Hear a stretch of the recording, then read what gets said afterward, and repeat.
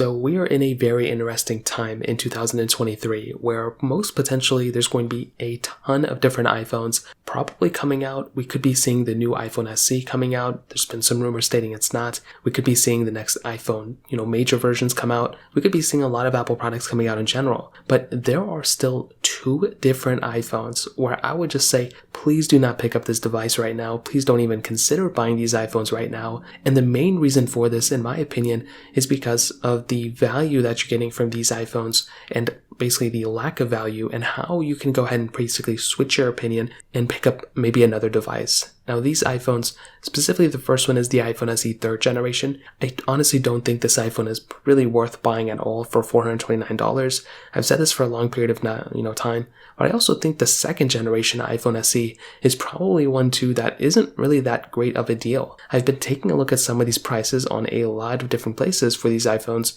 and they are just not looking like great deals in my opinion at all, especially the iPhone SE 3. If you're going the brand new market route, getting an iPhone SE 3 is probably one of the weirder decisions. There's really not a lot of value there, and there's really not too much of a reason to go ahead and pick up that device, even though the iPhone SE 2 is there. The iPhone SE 2 you can probably buy for around $100 to $150 for the base models, which is pretty cheap when you kind of consider it. But as I mentioned, this is it's not an outdated iPhone, it's just an outdated design, and there's really not that big of a reason to pick up those devices. For one, like I mentioned with the iPhone SE 3, this device, it's kind of severely overpriced for what you're getting. The body is the same thing as an iPhone 8. The battery life isn't really that great. The design is outdated. There's no gesture design. The cameras aren't even that great on that phone either. The same thing can be said about the iPhone SE 2, but that phone came out in 2020, so it's about a 3-year-old phone now, so it's a little bit more, I guess, understandable for that iPhone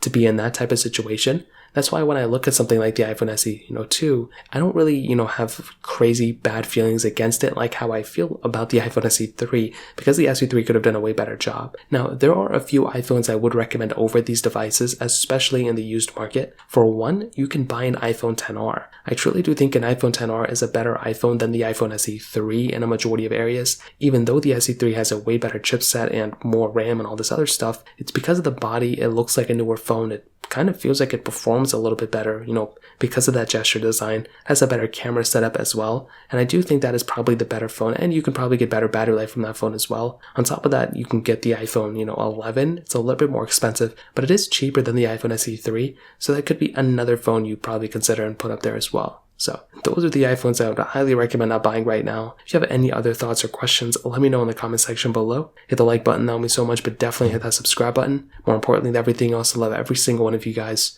Hopefully I'll catch you guys in the next video. Peace out till then.